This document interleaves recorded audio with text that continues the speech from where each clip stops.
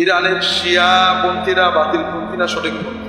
শিয়াদের কথা বলেছি, শিয়াদের ভিতরে সবচেয়ে যারা ভালো, তাদের সবচেয়ে ভালো আকীদার একটা হলো যে লা ইলাহা ইল্লাল্লাহ মুহাম্মাদুর রাসূলুল্লাহ বললে কেউ মুসলমান হয় না। দ্বিতীয় আর একটা কথা বলতে হয়, আলী ওলিউল্লাহ। দ্বিতীয় হলো যে আবু বকর, ওমর, উসমান সহ সব সাহাবীরা মুরতাদ কাফের ছিলেন, তাদেরকে লানত করা ইমানের অংশ, তাদের সাথে সম্পর্ক সৃষ্টি করা।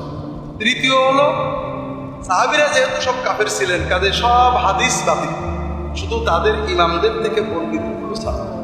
চতুর্থ হলো এটা অধিকাংশ যে এই কোরআন বাতিল, আসল কোরআন নাউজুবিল্লাহ ওসমান কুড়িয়ে ফেলেছে। এখন এরপরে এই ধরনের বিশ্বাস যার আছে তার কি বলবেন এটা আপনাদের ব্যাপার। তবে আমরা সরাসরি কাউকে কাফের বলতে চাই না, বাতিল বলাতে সমস্যা।